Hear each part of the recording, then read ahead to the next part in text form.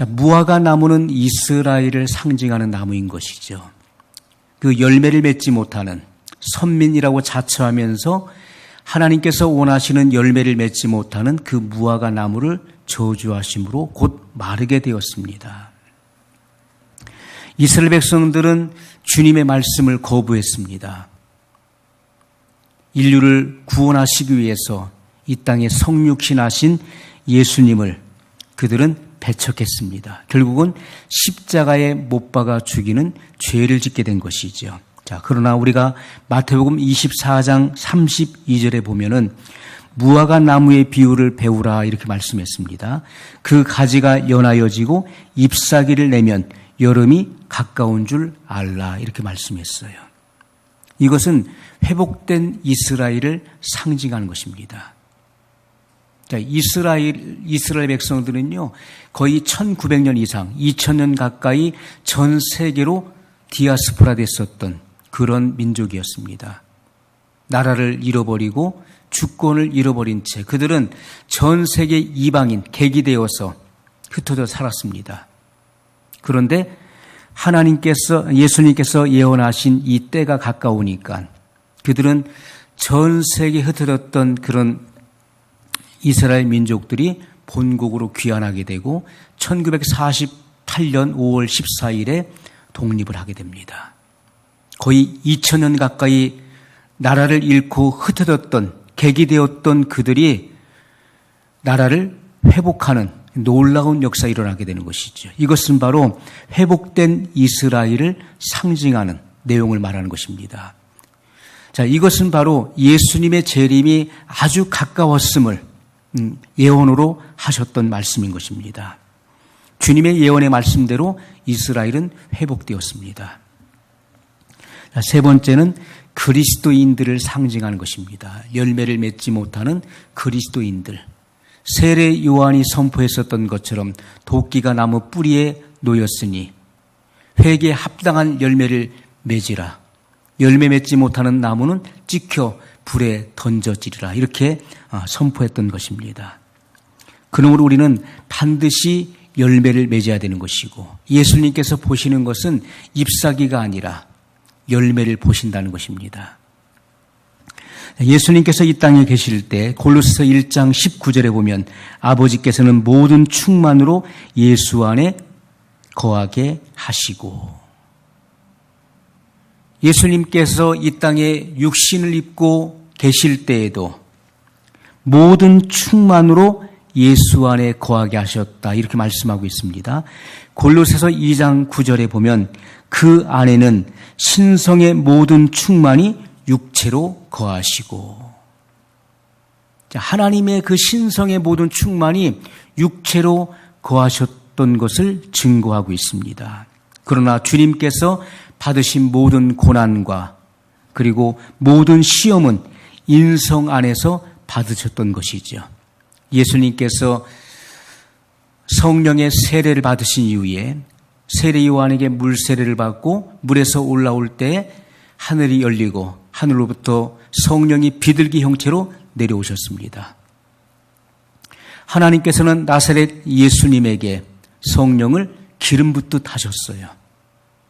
그리고 나서 마귀에게 시험을 받기 위해서 광야로 나가셨고 거기서 40일 동안 금식하신 후에 시험을 받게 됩니다.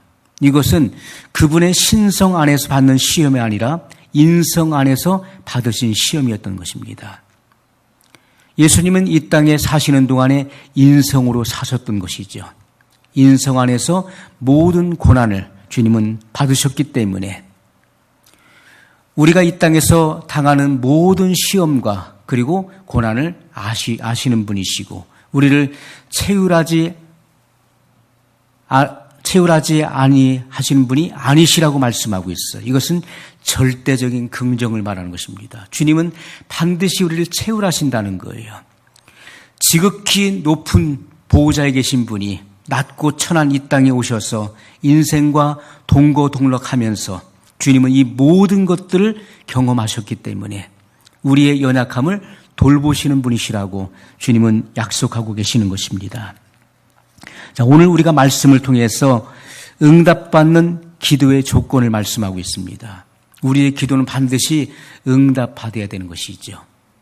우리가 구하는 것이 하나님 보좌에 상달해야 되는 것이고 그 상달된 기도는 반드시 응답으로 내려져야 되는 것입니다. 21절 말씀에 보면은 너희가 기도할 때 무엇이든지 믿고 구하는 것은 다 받으리라 하시니라. 아멘. 자, 믿고 구하는 것은 다 받으리라. 이렇게 말씀했습니다. 우리가 응답받는 기도의 조건은 믿고 의심하지 않는 것입니다. 많은 사람들이 기도하면서도 자기가 기도하는 내용을 믿지 못해요. 그것이 응답의 열매로 맺어진다는 것을 믿지 못합니다. 그렇기 때문에 그 기도는 응답될 수가 없는 것입니다. 지적 동의는 하나님의 말씀을 알고 믿는다고 하지만은 그러나 말씀대로 행하지 않는 것입니다. 말씀대로 행동하지 않는 거예요. 설교를 듣고 그 설교를 이해하고 깨닫기는 하지만은 주신 그 말씀대로 내가 행동하지 않는 것입니다. 행동을 낳지 못하는 것은 지적 동의에 불과한 것입니다. 그것은 구원에 이르지 못하는 믿음을 말하는 것입니다. 그러나 진정한 믿음은 하나님의 말씀을 믿고 그 말씀대로 행동하는 것입니다. 그 믿음만이 우리를 영원한 구원의 길로 인도하게 되는 것입니다. 그러므로 우리가 믿고 구하는 것, 조금도 의심하지 않고 믿고 구하는 그 기도는 하나님의 뜻과 일치되기 때문에 그 기도는 응답되는 것입니다. 예수님께서 마태복음 15장 12절로 14절에 이렇게 말씀했습니다. 내 계명은 곧 내가 너희를 사랑한 것 같이 너희도 서로 사랑하라 하는 이것이니라. 사람이 친구를 위하여 자기 목숨을 버리면 이에서 더 큰 사랑이 없나니 너희가 나의 명하는 대로 행하면 곧 나의 친구라. 여러분, 세상에서 가장 큰 사랑이 무슨 사랑일까요? 그것은 나의 하나밖에 없는 목숨을 누군가를 위해서 버리는 것입니다. 그거보다 더 위대한 사랑은 없는 것이죠. 어떤 이들은 나라를 위해서 자기의 한 목숨을 바치는 사람도 있습니다. 우리는 그들을 가리켜서 애국자라고 부릅니다. 어떤 이는 자기의 친구를 위해서 자기 목숨을 버리는 이들도 간혹 있습니다. 그러나 이 세상에 죄인을 위해서 나와 철천지 원수를 위해서 자기의 생명을 버리는 사람은 아무도 없습니다. 그러나 하나님의 아들 예수 그리스도께서 아버지의 뜻을 받들어 이 땅에 오셨고 하나님과 원수된 죄인이 된 인류를 위해서 십자가에 죽으셨다는 것입니다. 인류의 죄를 대신하기 위해서 대속 제물이 되신 이 놀라운 사랑을 성경은 우리에게 보여주고 있습니다. 그래서 예수님께서는 죄를 위해서 죽으셨다는 것입니다. 그리고 예수님은 이렇게 말씀하고 있어요. 너희가 나의 명하는 대로 행하면 곧 나의 친구라. 내가 너희를 사랑한 것 같이 너희도 서로 사랑하라. 이것이 내가 너희에게 명령하는 것인데 이 명령을 지키는 자는 곧 나의 친구라. 이렇게 말씀했습니다. 자, 그러면서 15절에는 더 중요한 말씀을 또 하고 계십니다. 이제부터는 너희를 종이라 하지 아니하리니 종은 주인이 하는 것을 알지 못함이라. 너희를 친구라 하였노니 내가 내 아버지께 들은 것을 다 너희에게 알게 하였음이니라. 예수님께서는 이 땅에 계시는 동안에 주님을 따르는 제자들을 향해서 너희는 나의 친구라. 이 친구라는 칭호를 주셨어요. 너희는 나의 친구라. 너희는 이제부터 종이 아니라 종은 주인의 뜻을 알지 못하기 때문에 너희는 나의 친구라. 이렇게 말씀하셨어요. 하나님께서 모세와 대화하실 때 친구와 대화하듯 하셨다고 성경은 분명히 기록하고 있습니다. 출애굽기 33장 11절에 보면 사람이 그 친구와 이야기함 같이 여호와께서는 모세와 대면하여 말씀하시며 이렇게 기록하고 있어요. 어떻게 전능하신 하나님, 만물을 창조하신 그 위대한 하나님께서 사람과 친구가 될 수 있을까요?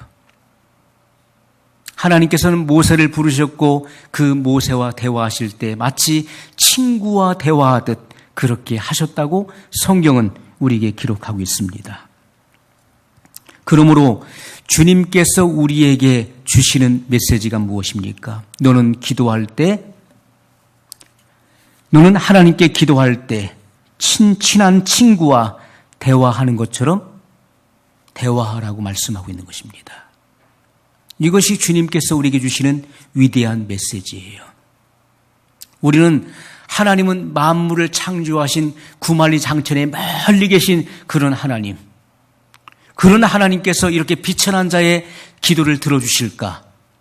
그런 의구심을 가지고 구하는 이들이 너무나 많습니다. 그러나 예수님께서 우리에게 가르쳐 주시는 이 기도의 내용은 너희는 하나님께 기도할 때 마치 친한 친구와 대화하듯 그렇게 하나님께 기도하라고 말씀하고 계시는 것입니다. 그리고 우리는 더 나아가서 우리의 기도의 내용은 내가 하나님을 위해서 무엇을 할 수 있을지 고민하며 기도해야 된다는 것입니다. 그것이 바로 그의 나라와 그의 의를 구하는 기도인 것입니다. 내 욕심을 관철시키기 위해서 구하는 기도가 아니라 어떻게 하면 아버지의 뜻을 이룰 수 있을까? 아버지의 뜻, 하나님의 그 뜻을 성취하기 위해서 고민하면서 기도하라는 것입니다. 그것이 성숙한 자의 기도인 것이고 내가 어떻게 하나님께 영광을 돌릴 수 있을 것인지를 고민하면서 우린 기도할 수 있어야 되는 것입니다. 여러분, 우리가 세상에서도 많이 경험되는 것은 평소에 연락이 한 번도 없다가 꼭 필요할 때만 연락하는 친구가 있습니다. 평소에는 없는 것처럼 지내다가 자기가 무언가 필요할 때만 연락을 해서 도움을 청하는 친구들이 있죠. 그러한 친구는 결코 친밀한 관계를 유지할 수가 없는 것입니다. 우리가 하나님과의 관계 속에서도요, 평소에는 하나님이 없는 것처럼 생활하다가 무슨 문제가 발생하면 그제서야 하나님을 찾게 됩니다. 새벽기도, 철야기도, 작전기도 하면서 하나님 앞에 도움을 간청합니다. 물론 하나님의 속성은 주시는 분이시기 때문에 때를 쓰고 그리고 주님 앞에 요청을 하면 하나님은 들어주시지만은 그러나 기쁜 마음으로 주시지는 않는다는 것이죠. 그것은 하나님께 억지로 받아내는 것입니다. 성경이 우리에게 말씀하는 것이 무엇입니까? 하나님께서는 우리에게 기도해야 될 의무와 책임을 명령으로 주셨다는 것이죠. 우리가 데살로니가 전서 5장에 보십시오. 쉬지 말고 기도하라 이렇게 말씀했어요. 쉬지 말고 기도하라.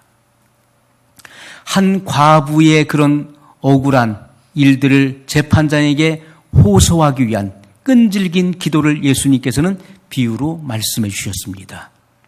불의한 재판장이 가난한 과부의 청을 들어주지 않습니다. 그리고 불의한 판결을 내린 거예요. 그는 하나님도 두려워하지 않고 사람도 두려워하지 않는 자입니다. 그러나 그 가난한 과부가 그 재판장을 끊임없이 찾아가서 간청을 합니다. 그럴 때 그 재판장이 내가 하나님도 두려워하지 않는 사람인데 이 과부가 끊임없이 나를 찾아와서 간청을 하니 이제 더 이상 들어주지 않으면 귀찮아서 못 살겠다. 그래서 그 과부의 청을 들어주었다는 그 비유를 예수님께서 말씀하셨던 것입니다. 오늘 우리들은 선택하고 결정할 수 있는 자유의지가 주어졌습니다.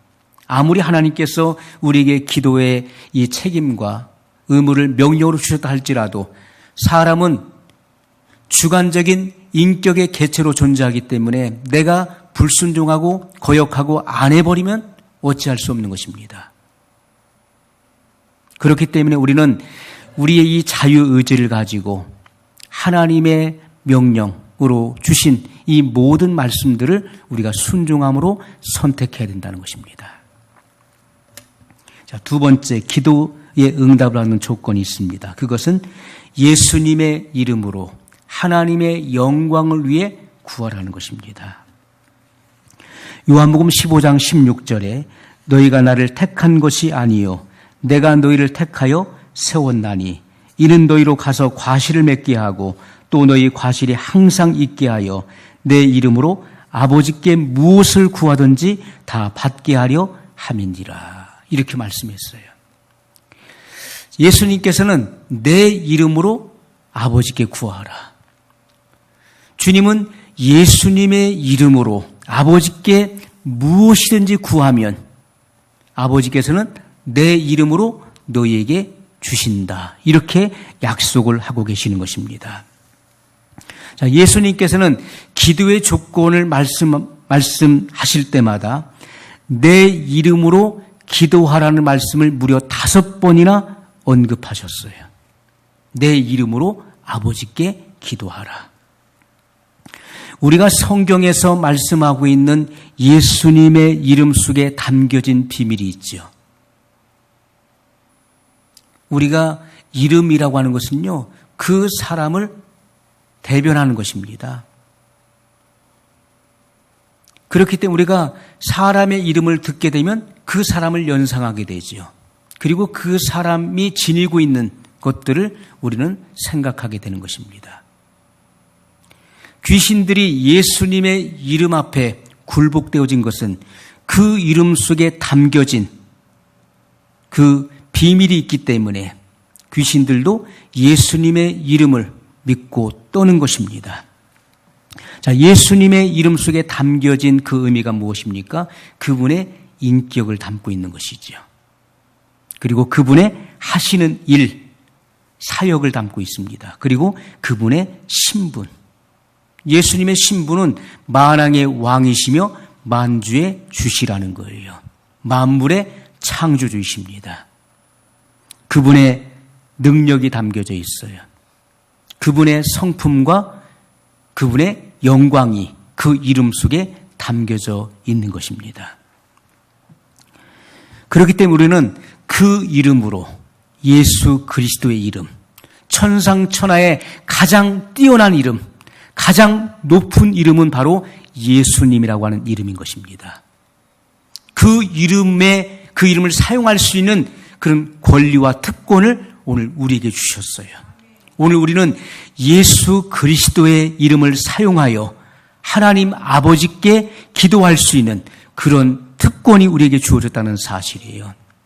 우리가 예수 그리스도의 이름으로 아버지께 구하면 아버지께서는 그 이름으로 우리에게 응답을 주시겠다고 분명히 약속한 것입니다.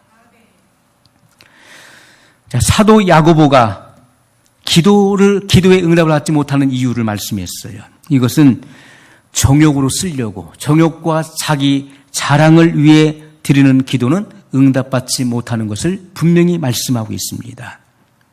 하나님께서는 기도하는 하나님의 자녀들이 정말 믿음을 갖고 있는지를 보시는 것입니다. 우리가 하나님께 기도할 때 정말 그 속에 믿음이 있는지, 믿음의 기도를 드리는지를 보고 계시는 것이고요. 무엇을 기도하는지에 관심을 갖고 계십니다. 그 마음의 중심이 무엇인지를 보고 계시는 거예요.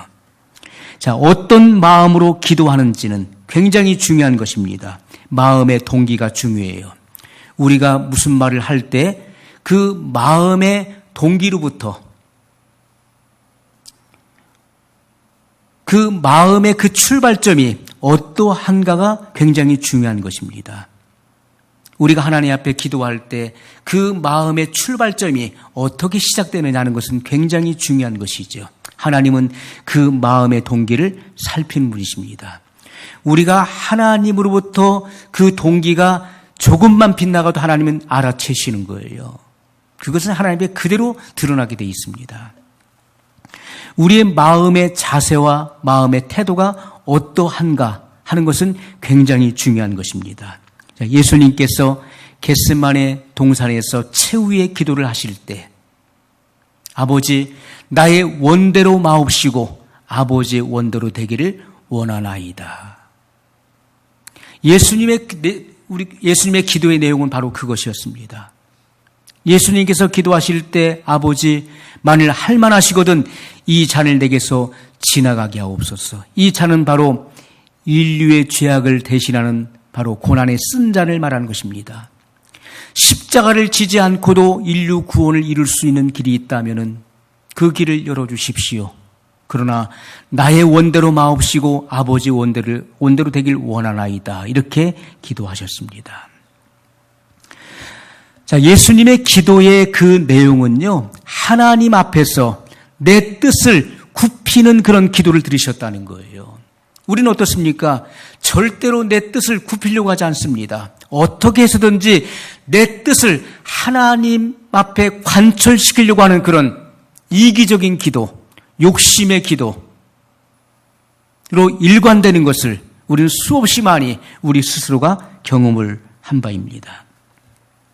자, 많은 신앙인들이 자기가 가는 길을 하나님이 아닌 내가 결정하는 것이죠. 우리가 잠언서에 보면요, 사람이 마음으로 자기의 길을 계획할지라도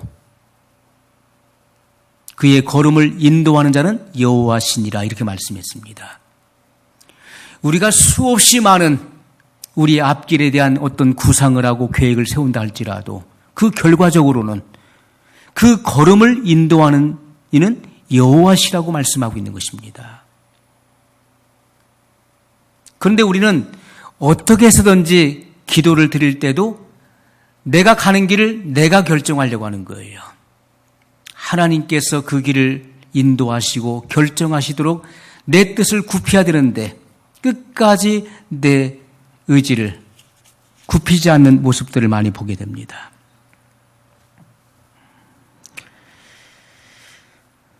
내 잔에 내가 원하는 것을 채워달라고 기도하기 때문에 기도 응답을 받지 못하는 거예요.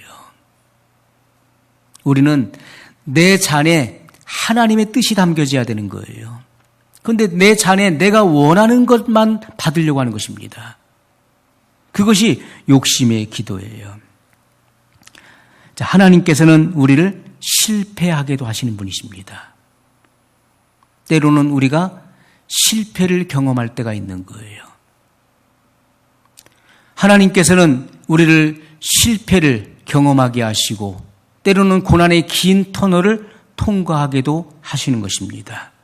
그래서 우리의 교만과 이기심을 꺾어서 구원의 길로 인도하시는 그 하나님의 큰 그림을 우리는 볼 수 있어야 된다는 것입니다. 왜냐하면 사람들의 그런 기도 속에는요, 내 야망이 들어있어요. 자기 영달을 추구하는 그러한 기도의 내용이 들어있습니다. 내 꿈을 성취하려고 하는 것이고요, 나의 성공과 그러한 계획들로 가득 차 있습니다. 그래서 하나님께서는 구원에서 멀어지는 기도가 그 안에 들어있기 때문에 응답하실 수가 없다는 것입니다. 여러분이 그동안 많은 기도를 했지만은 그 기도가 얼마나 응답됐습니까? 그리고 그 기도의 내용을 분석해 보셨나요? 우리가 거품을 걷어내면요, 실제적으로는 내용이 없다는 것을 발견하게 됩니다. 하나님의 뜻과 일치되지 않는 기도로 일관되어 있는 우리의 그 기도의 내용들을 볼 수가 있습니다.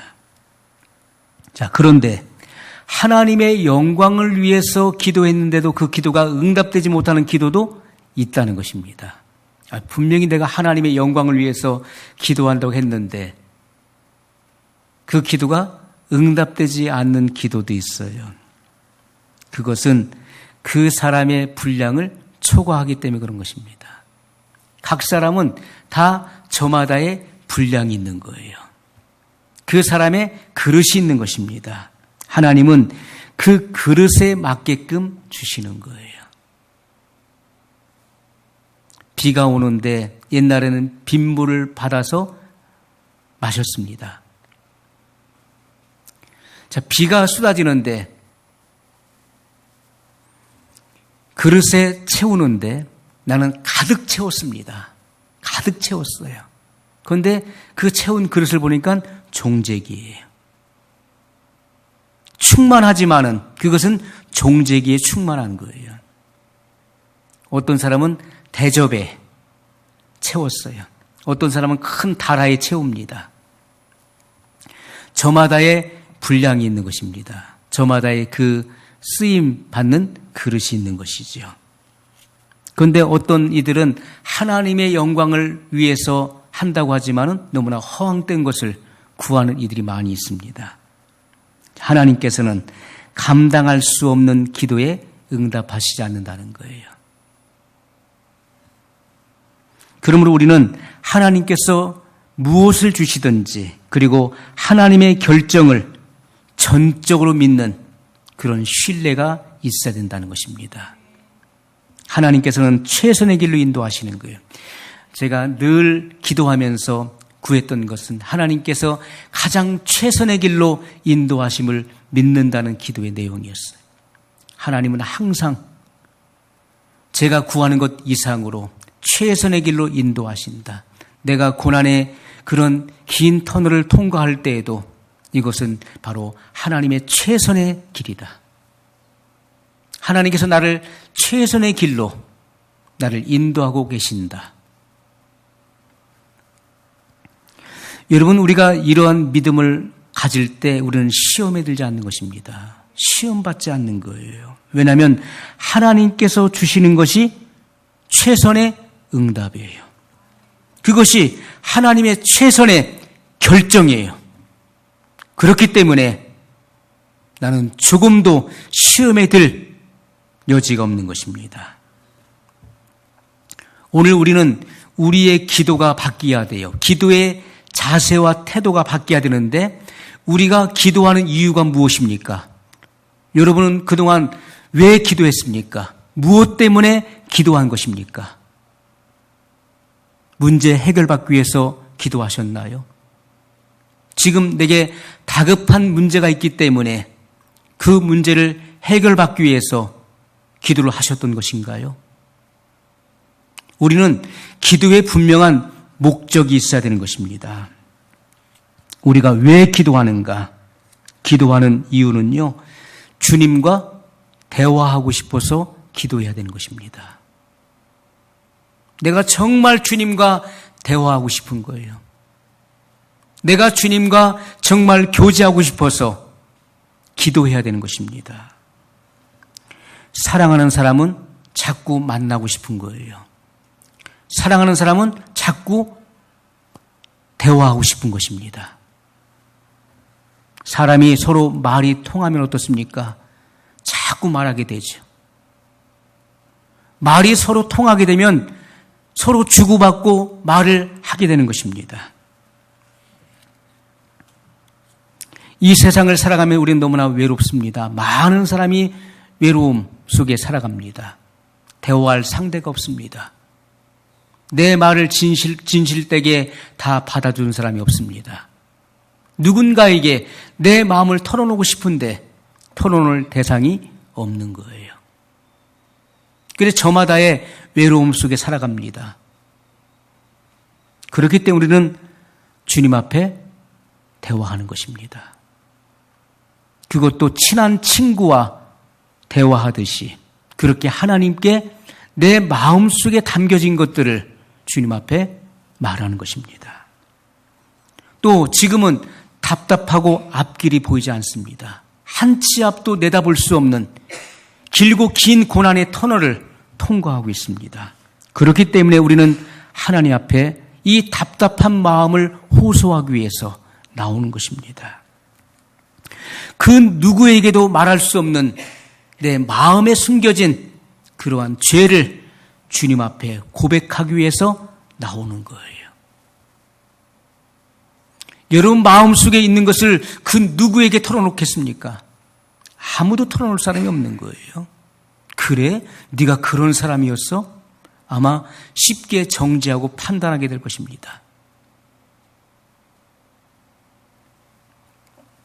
오늘 우리는 우리가 짊어지고 있는 모든 수고하고 무거운 짐을 주님 앞에 내려놓기를 하나님은 원하시는 거예요.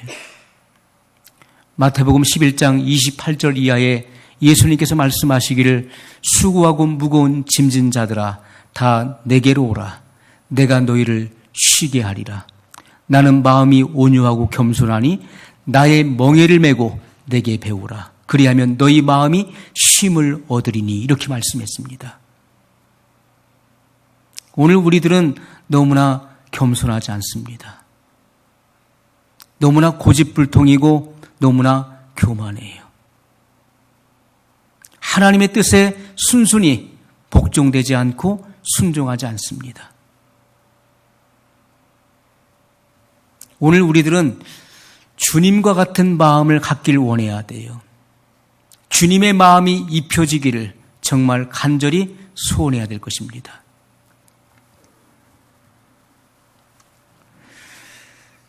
여러분, 주님께서는 우리가 수고하고 무거운 모든 짐들을 내려놓을 때 최선의 판단으로 주님은 우리를 인도하시는 것입니다.